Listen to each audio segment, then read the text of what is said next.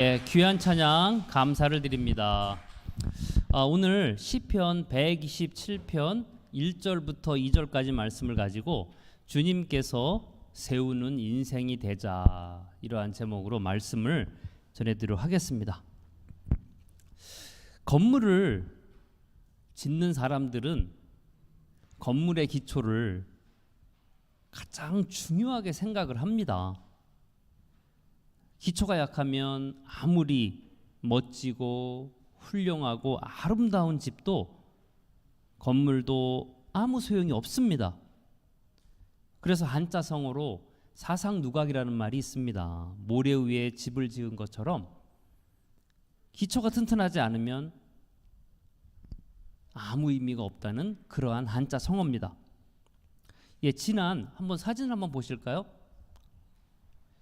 지난 6월 24일 미국 플로리다주 서프사이드에서 새벽 2시쯤에 저 12층짜리 건물인 채플레인 타워 사우스 아파트가 저렇게 일부 붕괴가 되었습니다. 그 MBC 등 아니면 US 투데이 이런 방송사에서는 말하기를 순식간에 건물이 무너져 내려서 미처 피할 사이도 없이 한 150명 이상의 인명피해가 발생되었다라고 이렇게 발표를 했습니다. 전문가들은 얘기하기를 1990년대부터 매년 2cm, 요만큼밖에 안 되죠. 2cm 이상 가라앉고 있었다라고 이렇게 진단을 내렸습니다. 그래서 해수면이 높아짐에 따라서 아파트의 기초가 서서히 무너져 내린 것입니다. 30년 동안 불과 한 60cm 정도밖에 가라앉지 않았는데도 기초가 약해지니까 저렇게 건물이 처참하게 하루아침에 그냥 무너져 내리고 마는 것입니다. 다시 한번 이 건물의 기초가 얼마나 중요한지 우리에게 보여주는 아주 좋은 신뢰가 되었습니다.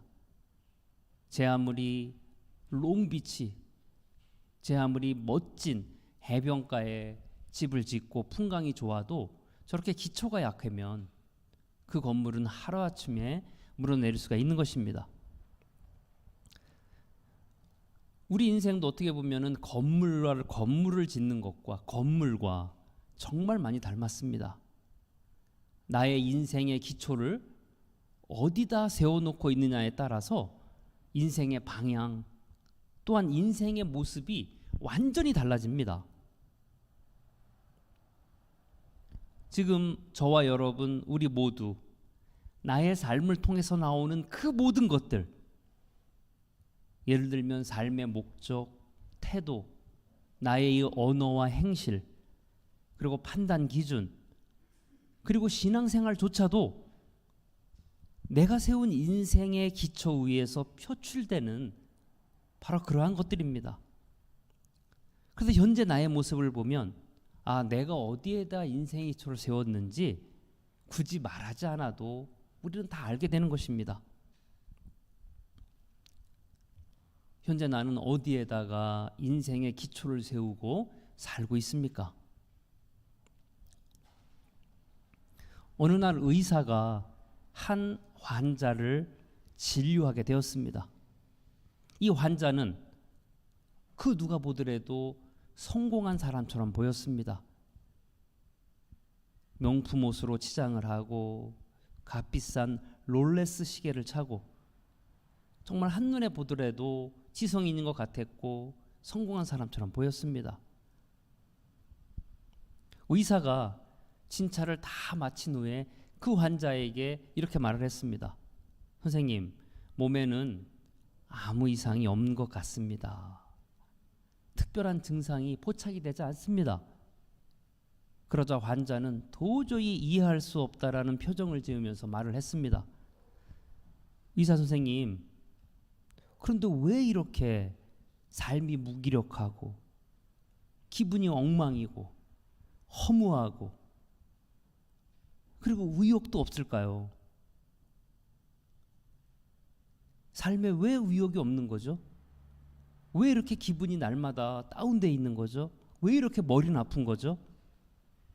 심지어 얼마 전에는 값비싼 새 집도 사고 자동차도 최신형으로 바꾸고 모든 것을 다 새로 바꾸었는데 심지어 사업도 승승장구하고 있는데 왜 내 마음에는 기쁨이 없고 공허하고 비참한 생각만 자꾸 드는 것입니까?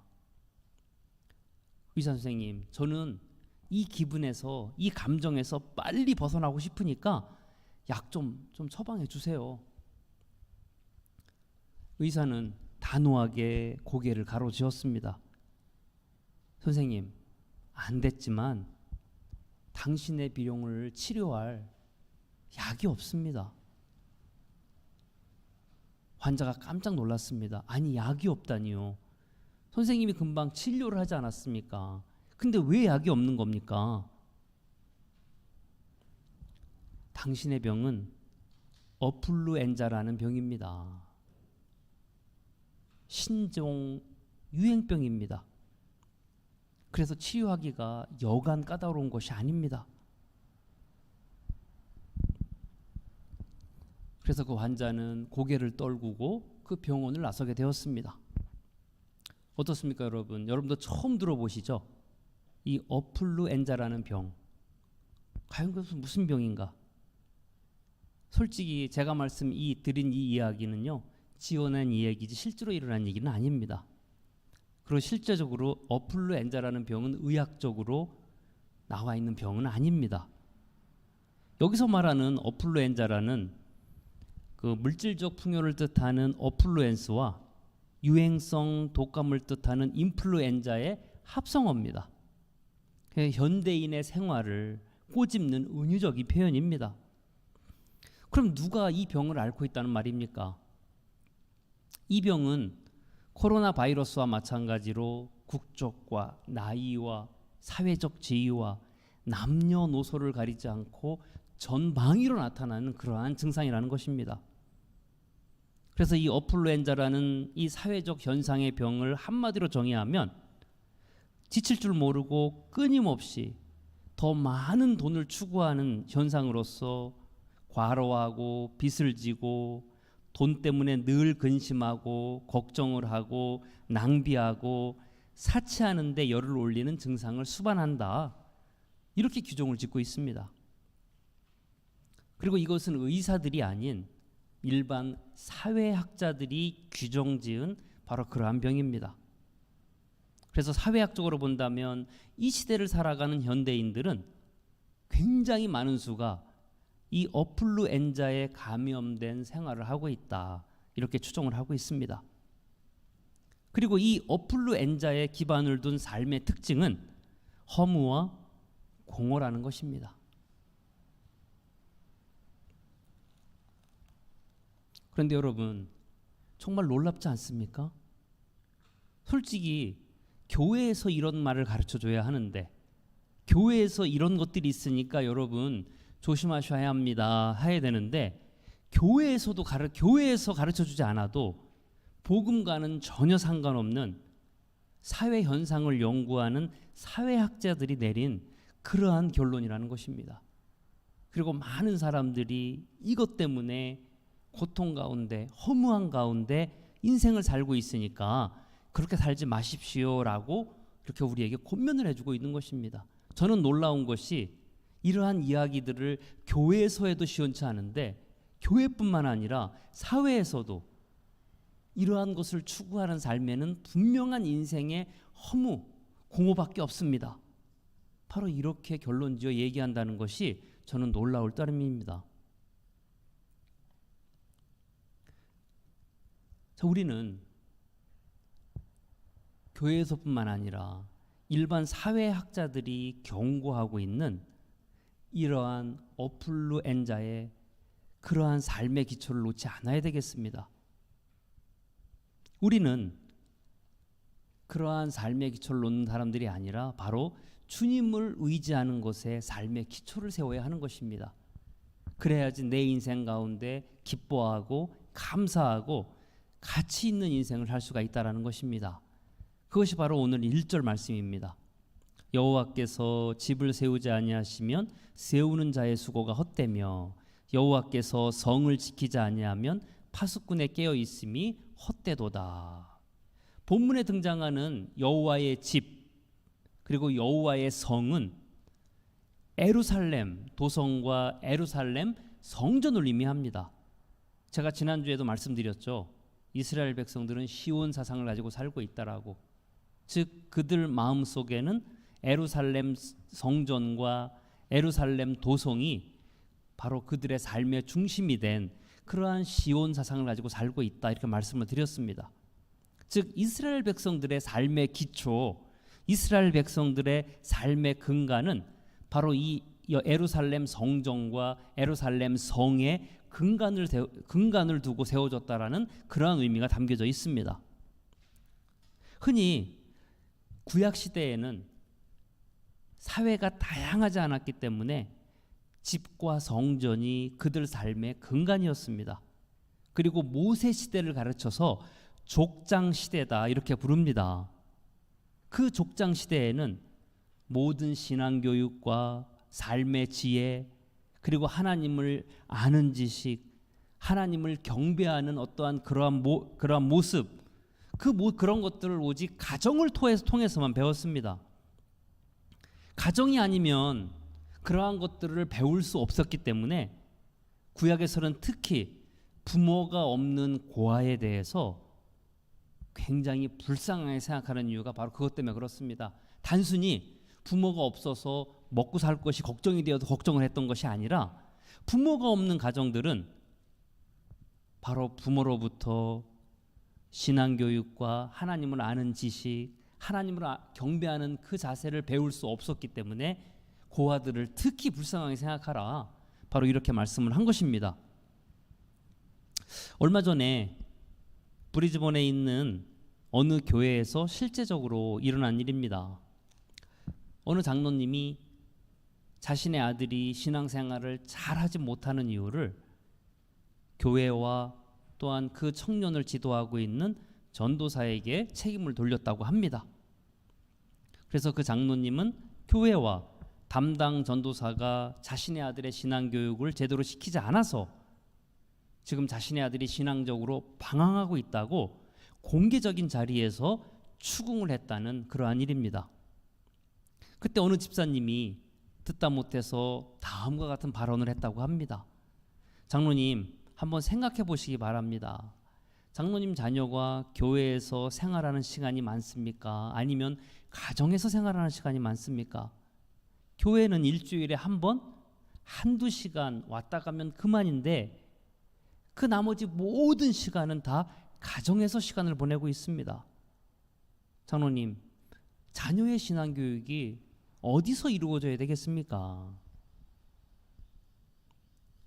실제적으로 성경에 보면은요, 이삭은 아버지 아브라함으로부터 신앙을 전수받았고, 야곱도 아버지 이삭으로부터, 그리고 사무엘은 어머니 한나로부터, 그리고 디모데는 할머니 윤희계로부터 그 신앙의 유산을 물려받아서 신앙의 위인이 되었던 것입니다.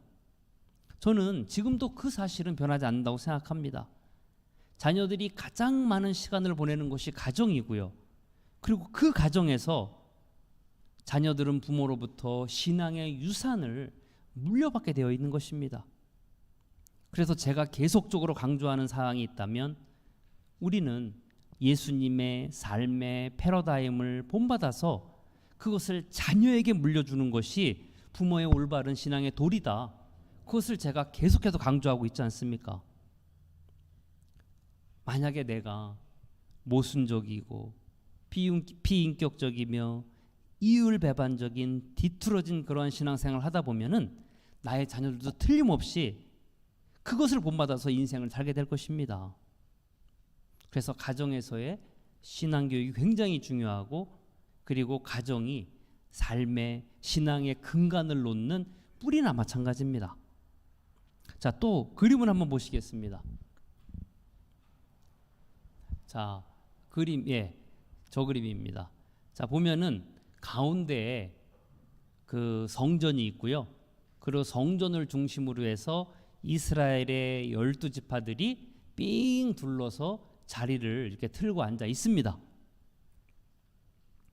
자, 저 그림이 상징하는 것은 뭐냐면은 이스라엘 백성들은 집을 지을 때 성전을 중심으로 해서 그들의 삶의 어떤 근거지를 저렇게 개척을 했습니다.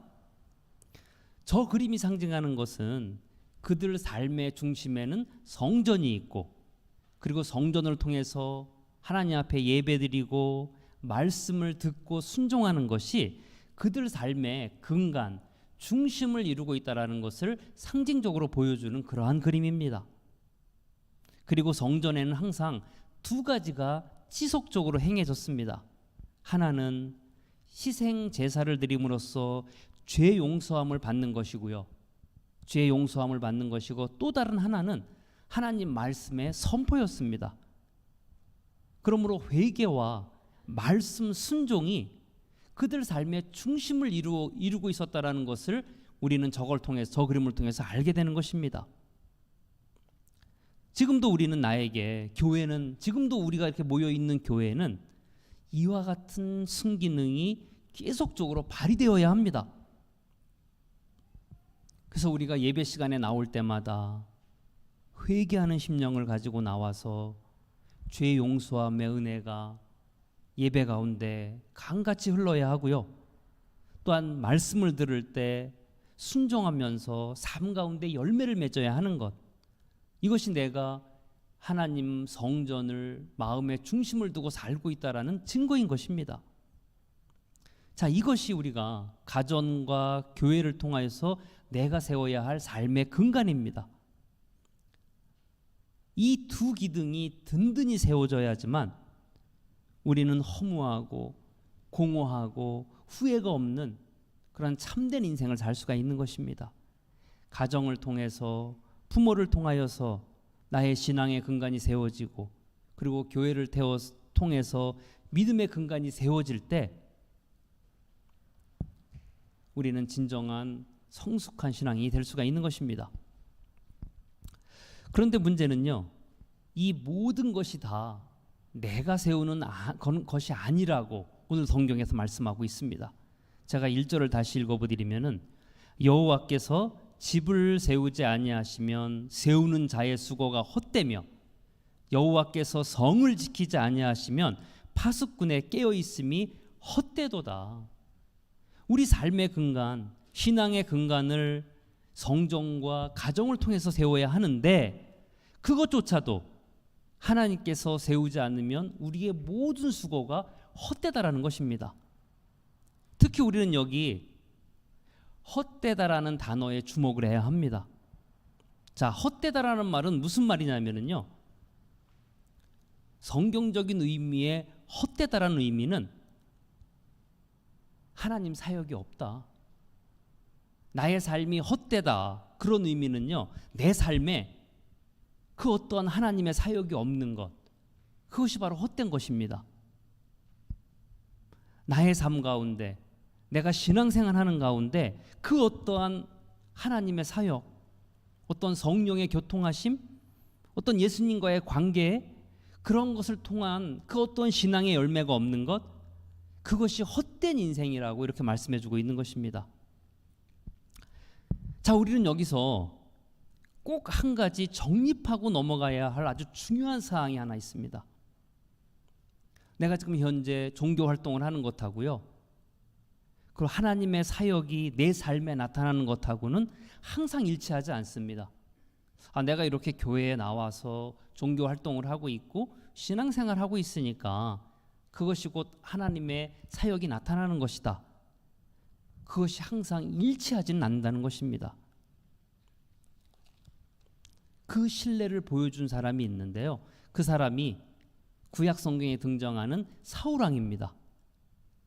우리 한번 읽어볼까요? 사무엘상 15장 22절부터 23절까지 한번 같이 읽어보겠습니다. 사무엘이 이르되 여호와께서 번제와 다른 제사를 그의 목소리를 청종하는 것을 좋아하심같이 좋아하시겠나이까. 순종이 제사보다 낫고 듣는 것이 수양의 기름보다 나으니 이를 거역하는 자는 점치는 죄와 같고 완고한 것은 사신 우상에게 절하는 죄와 같음이라. 왕이 여호와의 말씀을 버렸으므로 여호와께서도 왕을 버려 왕이 되지 못하게 하셨나이다 하니. 아멘. 왜 사울 왕에게는 하나님의 사역이 없었습니까? 지금 이 사울 왕에게는 하나님의 사역이 없다라고 얘기하고 있는 것입니다. 즉 사울 왕의 삶이 헛되다라고 이렇게 얘기하고 있는 구절입니다. 그렇다면 왜 사울 왕에게는 하나님의 사역이 없었을까요? 바로 그는 자신의 신앙생활의 근간을 자신의 힘으로 세우려고 했습니다. 사울 왕은 지금 착각하기를 하나님께서 좋아하실 만한 수많은 재물을 가지고 나와서 제사를 드리고 있음에도 불구하고 하나님께서는 그의 제사를 받지 않으셨습니다.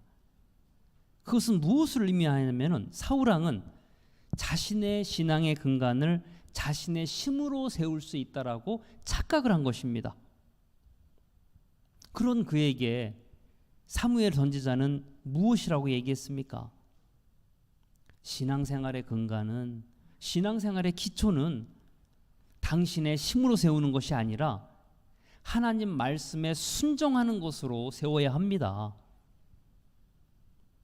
하나님 말씀에 순종하는 것 외에 신앙생활의 기초를 세우지 않으면 하나님께서 떠난 사람이 되는 것입니다 라고 이렇게 1절에 오늘 사무엘상 15절에서 말씀해 주고 있는 것입니다. 그런 인생이 헛되다라는 것입니다. 우리도 지금 마찬가지입니다. 지금 내가 이렇게 교회에 나와 앉아 있어도 신앙생활하고 있어도 사울 왕처럼 내 안에 하나님의 사역하심이 전혀 나타나지 않는다면 우리는 헛된 신앙생활을 할 수도 있다라는 것입니다. 내가 하나님 말씀을 순종하지도 않고 또한 주님을 의지하며 살려고 하지 않으며 오직 내 힘으로만 살려고 할 때 하나님의 사역이 나타나지 않는 것입니다. 그런 인생이 헛되고 그러한 사람의 신앙생활이 헛되다라고 오늘 1절에서 말씀해 주고 있는 것입니다.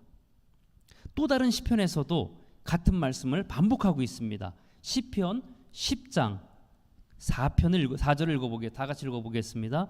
악인은 그의 교만한 얼굴로 말하기를 여호와께서 이를 감찰하지 아니하신다 하며 그의 모든 사상에 하나님이 없다 하나이다. 마찬가지로 여기서 하나님이 없다라는 것은 하나님의 사역하심이 없다, 그것을 얘기하는 것입니다. 이와 같이 하나님을 의지함 없이 내 힘으로 인생을 살아갈 수 있다, 내 힘으로 신앙생활을 할 수 있다고 믿는 사람이 바로 헛된 인생이고 그 사람이 짓는 집, 그 사람이 짓는 성이 헛되다, 오늘 이렇게 말씀해주고 있는 것입니다. 그래서 사도 바울은 그 모든 것을 깨달았기에 다음과 같은 고백을 할 수가 있었던 것입니다. 빌립보서 4장 13절에 보면은 내게 능력 주시는 자 안에서 내가 모든 것을 할 수 있느니라. 자신의 능력이 아닌, 자신의 의지가 아닌 예수님을 의지하는, 또한 예수님 말씀에 순종하는 그 믿음 안에서 내가 모든 것을 할 수 있는 것이지 자신의 지혜와 능력으로 모든 것을 할 수 있는 것이 아니라는 것입니다. 자, 이것이 우리가 세워야 할 믿음의 기초, 또한 내 인생의 기초, 신앙생활의 기초인 것을 여러분 믿으시기 바랍니다. 그리고 하나님의 사역하심이 내 삶 안에 계속 나타나도록 하기 위해서는 우리는 주님 말씀을 의지하고 순종하는 태도로 인생을 살아야 할 것입니다. 그런 사람을 하나님께서는 주님 안에서 인생의 기초를 세우도록 도와주신다라고 약속해 주셨습니다. 또 1절 말씀해 보면은 우리가 일찍 일어나고 늦게 누우며 수고의 떡을 먹음이 헛되도다. 그러나 여호와께서 그의 사랑하시는 자에게 잠을 주시도다. 솔직히 저는 2절 말씀을 읽어보면은 순간적으로 힘이 빠지는 것이 사실입니다. 아니, 내가 생존하기 위해서 열심히 사는 것이 의미가 없다고? 내가 생존하기 위해서, 내 가정을 위해서 정말 한 점 부끄러움 없이 최선을 다하며 사는 내 인생이 그것이 의미가 없고 헛되다고? 순간적으로 빈정이 상하는 것이 사실입니다. 그럼 내가 이 땅에서 수고하고 노력하고 열심히 사는 것이 다 의미 없다는 얘기인가? 그런 의미가 아닙니다.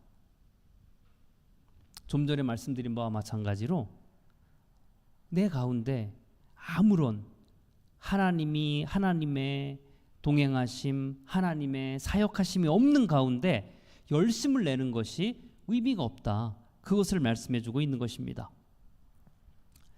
성경에 보면은요, 하나님의 사역함이 없이 인간의 노력으로만 어떠한 일을 성취했을 때 과연 어떠한 결과가 나타나는지 우리에게 좋은 신뢰를 주는 성경 구절이 있습니다. 창세기 11장 1절부터 4절까지 우리 한번 같이 읽어볼까요? 온 땅의 언어가 하나요 말이 하나였더라. 이에 그들이 동방으로 올라다가 신할 평지를 만나 짓기 거류하며 서로 말하되 자 벽돌을 만들어 견고히 굽자 하고 이에 벽돌로 돌을 대신하며 역청으로 진흙을 대신하고 또 말하되 자 성읍과 탑을 건설하여 그 탑 꼭대기를 하늘에 닿게 하여 우리 이름을 내고 온 지면에 흩어짐을 면하자 하였더니 아멘. 이 바벨탑 사건이요, 하나님의 사역함이 없는 인간 노력의 끝판왕이나 마찬가지입니다. 그들은 인간이 할 수 있는 모든 노력을 다하여서 탑을 쌓았습니다. 그것도 그냥 탑이 아닌 하늘에 닿을 수 있는 그 큰 탑을 쌓았던 것입니다. 여러분, 그런 탑을 세우기 위해서 설렁설렁하면서 게으르면서 세울 수 있습니까? 내가 가진 모든 역량을 총동원해야지만, 다 쏟아 부어야지만 우리는 그런 탑을 세울 수가 있는 것입니다. 그런데 말입니다, 그들이 온 힘을 다하여서 역량을 다하여서 쏟아부은 그 탑을 세운 진짜 이유가 무엇입니까? 그들이 늦게 자고 일찍 일어나며 수고로 인한 눈물의 빵을 먹으면서까지 그렇게 처절하게 열심히 노력해서 탑을 쌓은 이유가 무엇입니까? 자신들의 이름을 알리려고 탑을 쌓았다 그랬습니다. 그 모든 수고가 오직 자신의 이름을 세상에 알리려고 한 것이지 다른 이유가 없는 것입니다. 그 바벨탑 안에는 인간의 모든 수고와 노력과 기술이 총체적으로 녹아 있지만, 그러나 그 건설 현장 안에는 그 어떤 하나님의 사역이 존재하지 않았습니다. 하나님의 이름도 나타나지 않았습니다. 하나님의 영광도 찾을 수가 없었습니다. 이것이 우리에게 시사하는 바가 무엇입니까? 우리들도 얼마든지 내 인생의 바벨탑을 쌓으며 살 수 있다라는 것입니다. 나도 현재 밤낮 없이 열심히 일을 하고 눈물 젖은 빵을 먹으면서 정말 부끄러움이 없는 최선을 다한 인생을 살 수 있습니다. 그런데 그 수고와 노력 안에 하나님께서 영광 받으실 만한 영광이 없다면, 하나님께서 영광 받을 만한 하나님의 이름이 없다면, 그것이 바로 내가 세운 인생의 바벨탑이나 마찬가지라는 것입니다. 물론 교회에 다니지 않는 사람들은 괜찮습니다. 뭐 바벨탑을 쌓아서 하늘을 닿아도 우주 끝까지 뻗어나가도 다 괜찮습니다. 하지만 우리는 예수 그리스도의 보혈의 은혜로 구원받은 하나님의 자녀들 아닙니까? 구원받은 하나님의 자녀들이 바벨탑을 세우면 안 되는 것입니다. 구원받은 하나님의 자녀들은 바벨탑이 아니라 하나님께서 영광 받으실 탑을 세워야 하는 것입니다.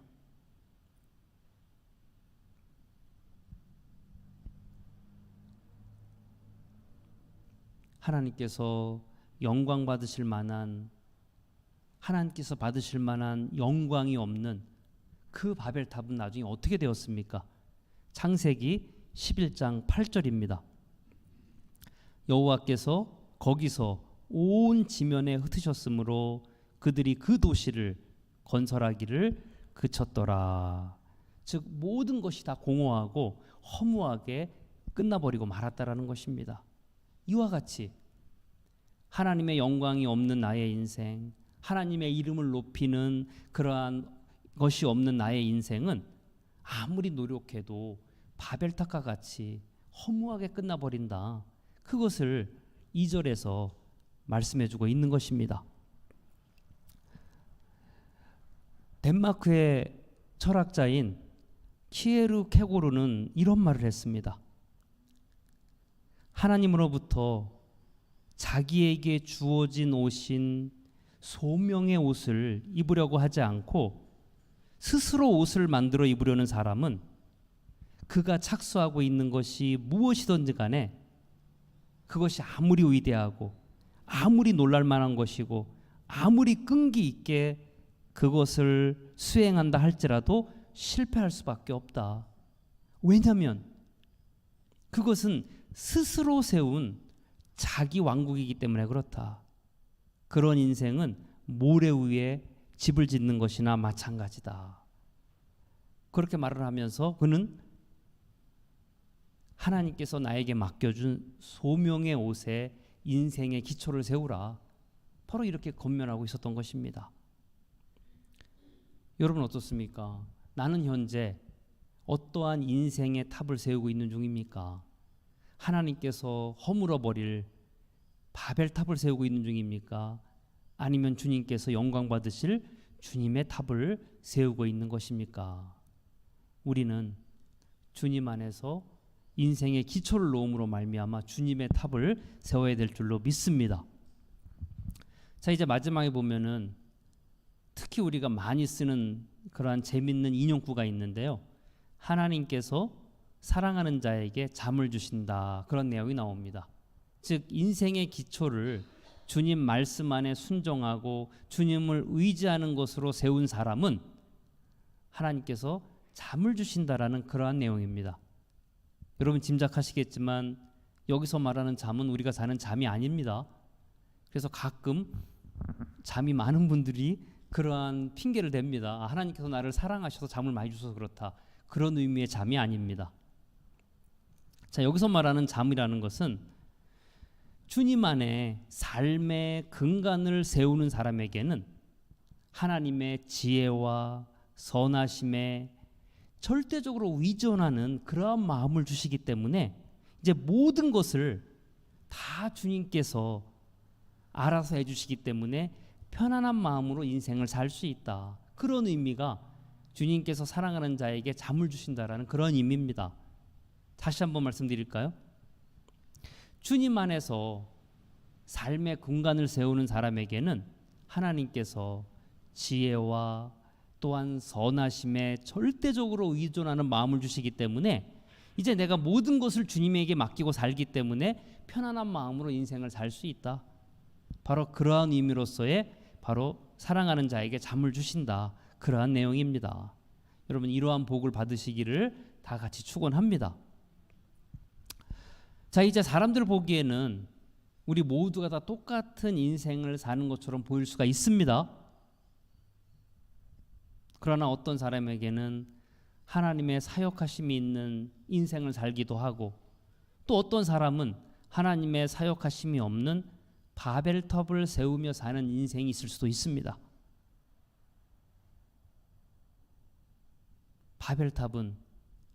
바벨탑과 같은 인생을 세우는 사람은 인생의 기초를 주님 안에서 세우지 않고 나의 노력과 나의 성취에 세우는 사람이고, 그리고 주님께서 영광 받으시는 그 탑을 세우는 사람은 주님 말씀에 순종하는 것에 기초를 세운 사람인 줄로 믿습니다.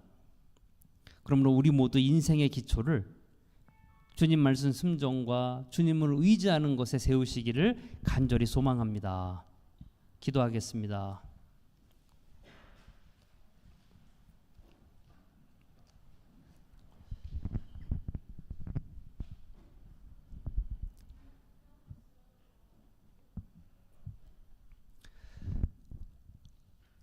지금까지 현재 나는 무엇을 세우며 인생을 살았습니까?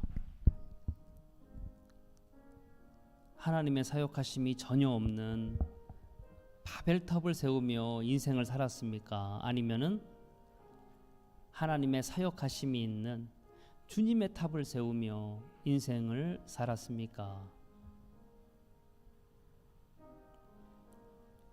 사울왕과 같이 주님 말씀에 순종하는 것에 인생의 기초를 놓지 않는 사람은, 자신의 힘으로 능력으로 신앙생활을 할 수 있다라고 믿는 사람은 바로 바벨탑을 세우는 사람이나 마찬가지입니다. 하지만 사도 바울처럼 주님 말씀에 순종하고 주님을 의지하며 사는 것을 통하여서 내가 하는 모든 것을 할 수 있다라고 믿으며 사는 사람이 바로 인생의 탑을 주님 안에서 세우는 사람인 줄로 믿습니다.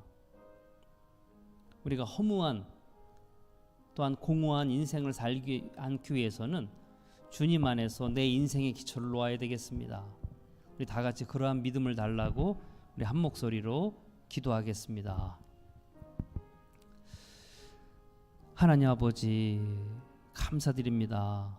오늘도 귀한 말씀을 통하여서 아버지 하나님 말씀을 듣게 해주시고 또한 하나님 말씀을 통하여서 깨닫게 해주심을 감사를 드립니다.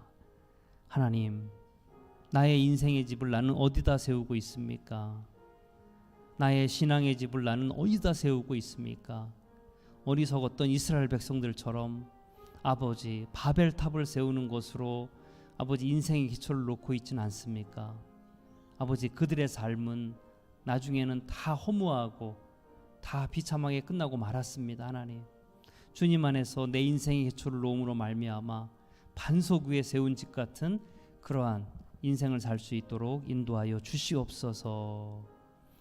아버지, 내 스스로 내 힘으로 인생의 기초를 놓는 사람이 아니라 바로 주님 말씀 위에 순종 위에 인생의 기초를 놓는 그러한 믿음의 사람이 다 될 수 있도록 하나님 축복하여 주시옵소서.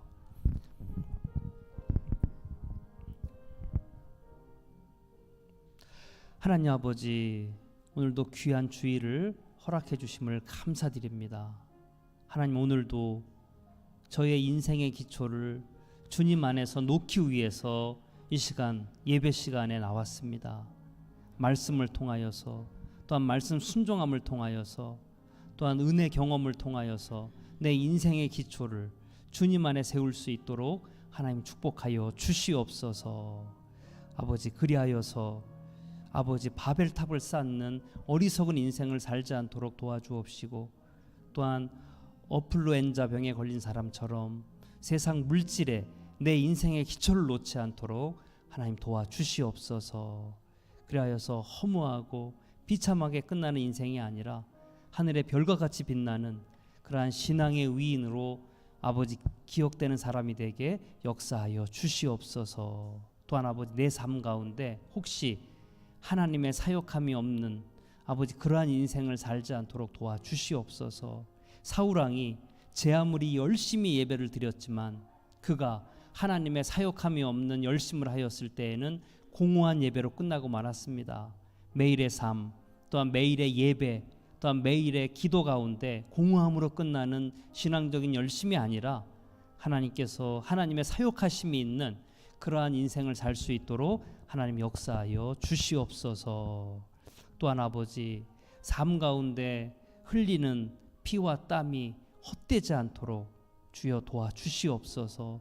주님 안에서 주님 말씀 순종 안에서 인생의 기초를 놓음으로 말미암아 내 삶의 수고와 땀이 또한 눈물 젖은 빵이 헛되지 않도록 그것이 가치 있는 보석으로 변할 수 있도록 주여 우리의 삶을 주관하여 주시옵소서. 또한 아버지, 하나님께서는 사랑하는 자들에게 잠을 주신다 그랬습니다. 아버지, 그 의미는 하나님의 선하심과 하나님의 지혜를 의지하며 살 때 하나님께서 내 인생의 모든 것들을 해결해 주심으로 말미암아 내가 평안 가운데 인생을 살 수 있다라는 바로 그러한 의미라 그랬습니다. 하나님 말씀에 순종함으로 이러한 역사가 우리 삶 가운데 나타날 수 있도록 도와주시옵소서. 아버지, 우리들 가운데에도 내 힘으로 해결하지 못하는 많은 일들이 있습니다. 건강의 문제도 그렇고 생활의 문제도 그렇고 사업의 문제도 그렇습니다. 하지만 우리가 주님의 선하심과 지혜를 의지할 때, 주님께서 다 해결해 주실 때 우리가 진정한 평안 가운데 인생을 살게 될 줄로 믿습니다. 이러한 축복이 사랑하는 주님의 성도들 머리 위에 아버지 임할 수 있도록 주여 역사하여 주시옵소서. 오늘도 감사드리며 예수님 이름으로 기도드렸습니다. 아멘. 광고를 말씀드리겠습니다. 다음 주 우리 정혜윤 집사님 기도 부탁드립니다. 그리고 수요일 날 이번 주부터는 악한 현재의 세상이라는 제목을 가지고 수요일 성경 공부를 하려고 합니다. 관심 있는 분들은 많이 참여해 주시면 감사하겠습니다. 그리고 토요일 청년 모임이 7시 반에 가시시티에서 계속